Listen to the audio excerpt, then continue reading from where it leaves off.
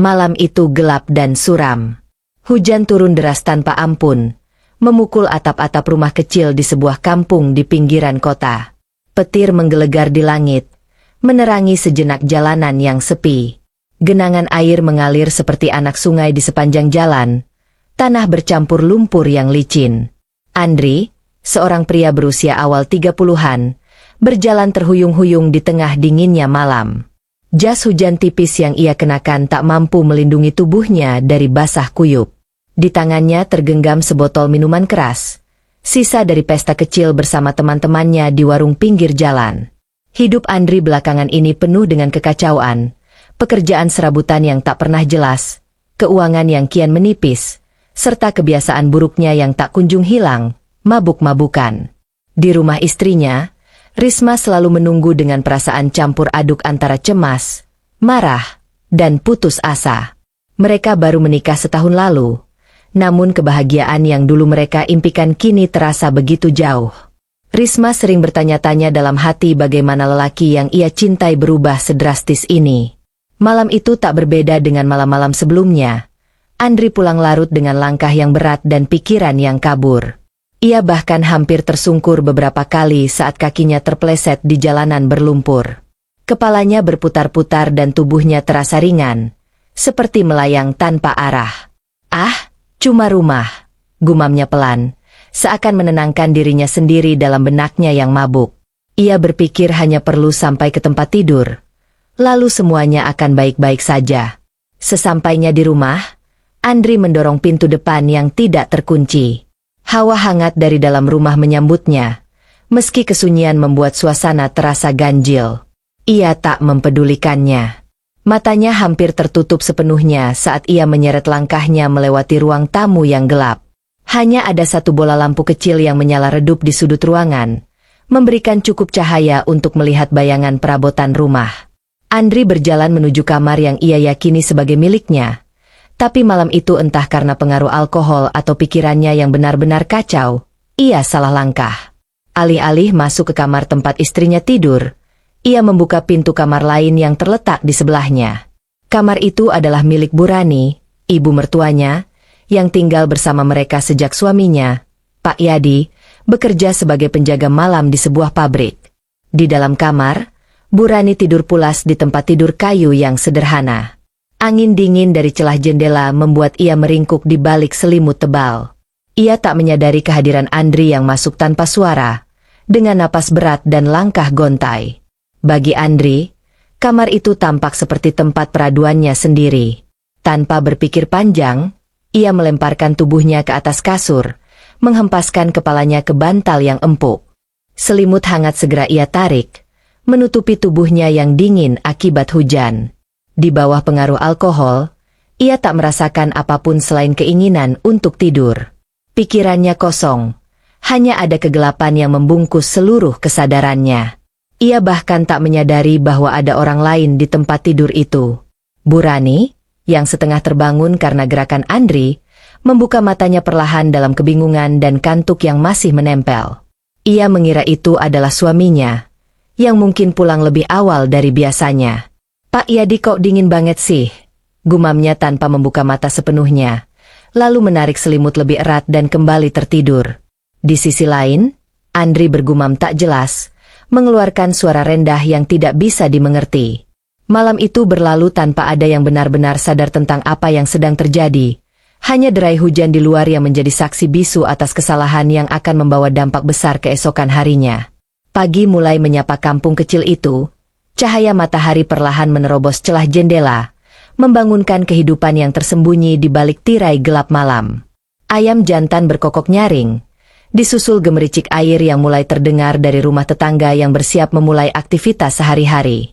Di kamar yang salah itu, Burani perlahan membuka mata. Ia merasa aneh pagi itu, ada kehangatan yang berbeda di samping tubuhnya. Kepalanya menoleh perlahan, dan saat pandangannya menjadi jelas, ia terperangah.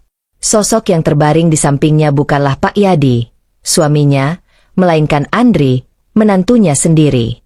"Astagfirullah," jerit Burani tertahan. Ia segera meloncat dari tempat tidur. Tubuhnya bergetar hebat, pikirannya bercampur aduk antara kaget, bingung, dan malu. "Apa yang kau lakukan di sini, Andri?" Suaranya lirih, hampir tak percaya dengan apa yang ia lihat. Andri, yang masih terlelap dengan napas berat akibat mabuk semalam, tidak segera bereaksi. Kepalanya tertutup sebagian oleh selimut, membuat ia terlihat seperti anak kecil yang enggan bangun pagi. Namun jeritan tertahan Burani cukup mengguncang kesadarannya. Ia menggeliat pelan, matanya mulai membuka sedikit demi sedikit. "Hah, ada apa ini?" gumamnya serak, setengah sadar. Matanya yang sembab karena alkohol akhirnya menangkap sosok Burani yang berdiri gemetar di sudut kamar. Pandangan mereka bertemu, dan detik itu seakan dunia berhenti. Andri mengerjap beberapa kali, mencoba memahami situasi. Kesadaran mulai menyerbu dirinya seperti gelombang air bah. Matanya menjelajah kamar itu, mengenali perabotan yang asing baginya. Nafasnya tersengal ketika ia menyadari bahwa ia bukan berada di kamar istrinya melainkan di kamar mertuanya, Burani. Suaranya terdengar pelan, nyaris berbisik. Ia merangkak mundur ke tepi tempat tidur. Wajahnya pucat pasi. "Kenapa saya di sini? Ini kamar ibu," katanya. Burani tak menjawab, terlalu terkejut untuk mengatakan apapun. Ia hanya memandang Andri dengan tatapan campuran marah dan malu. Dalam situasi itu, keduanya hanya bisa berdiri diam di tengah kekakuan yang mencekam. Namun ketegangan pagi itu tak berhenti sampai di situ. Pintu kamar tiba-tiba terbuka lebar, membuat suasana semakin kacau. Di ambang pintu, Risma berdiri dengan wajah penuh tanda tanya. Ia masih mengenakan daster rumah sederhana. Rambutnya terurai acak-acakan, menunjukkan bahwa ia baru saja bangun tidur. Tapi tatapan matanya langsung berubah tajam ketika melihat pemandangan di depan matanya. "Mas Andri, Ibu, apa yang sedang terjadi di sini?" tanyanya dengan nada tinggi, matanya bergantian memandang suaminya yang masih duduk di tepi tempat tidur dan ibunya yang berdiri di sudut kamar. Andri tercekat, napasnya semakin pendek, seperti seseorang yang baru saja tertangkap basah melakukan kesalahan besar. "Risma, ini tidak seperti yang kamu pikirkan," katanya terbata-bata. Risma melangkah masuk ke kamar, mendekat dengan wajah penuh amarah dan kebingungan. "Lalu seperti apa, Mas? Kenapa kamu ada di kamar ibu pagi-pagi begini? Apa yang sudah terjadi di sini?" Burani, yang sebelumnya hanya diam, akhirnya mencoba menjelaskan. "Ibu juga tidak tahu, tadi malam mungkin Andri salah kamar. Dia pasti mabuk, seperti biasa," katanya dengan suara pelan, tetapi cukup jelas untuk didengar oleh putrinya. Penjelasan itu bukannya membuat Risma tenang, melainkan semakin membakar emosinya. "Mas, sampai kapan kamu terus begini?" serunya, menatap suaminya dengan mata yang mulai memerah karena air mata. "Aku sudah lelah, Mas, mabuk-mabukan, tiap malam pulang telat, dan sekarang begini. Apa kamu sadar betapa malunya aku?" Andri hanya bisa menundukkan kepala. Kata-kata istrinya seperti pisau yang menusuk hati, meskipun ia tahu bahwa semua itu benar adanya. Ia tak mampu membela diri, bahwa alkohol yang masih menyengat dari tubuhnya menjadi bukti nyata kebodohannya.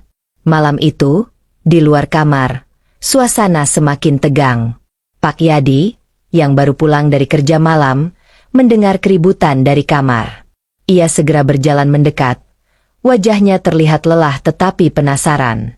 "Ada apa ini? Kenapa pagi-pagi ribut?" tanyanya dengan suara berat. Matanya menyapu ke arah istri dan putrinya. Burani dan Risma terdiam, tak tahu harus menjawab apa. Andri tetap duduk dengan kepala tertunduk, tak berani menatap ayah mertuanya. Saat Pak Yadi melangkah masuk dan melihat Andri di kamar itu, amarah langsung membakar wajahnya. "Andri, apa yang kau lakukan di sini?" bentaknya. Suaranya menggelegar memenuhi ruangan. Andri semakin gemetar. Ia tahu penjelasan apapun tak akan cukup untuk memperbaiki situasi. Namun dalam hatinya, ia berharap masih ada kesempatan untuk memperbaiki kesalahannya. Sementara itu, Risma hanya bisa menahan tangis. Hatinya hancur melihat pria yang pernah ia percaya sepenuh hati kini berubah menjadi seseorang yang hampir tak ia kenali. Lagi, Pak Yadi berdiri di tengah kamar. Tangannya mengepal kuat menggigil. bukan karena dingin, tetapi karena amarah yang meluap. Ia menatap tajam ke arah Andri, menantunya seakan ingin mengulitinya dengan tatapan penuh kemarahan. "Kau mabuk lagi ya? Sampai salah masuk kamar seperti ini? Apa kau pikir ini rumah kos yang bisa seenaknya kau acak-acak?" Suaranya menggema, membuat suasana semakin mencekam. Andri masih duduk di tepi tempat tidur, tidak mampu menjawab. Mulutnya bergerak-gerak seolah ingin berbicara, tetapi tidak ada kata yang keluar.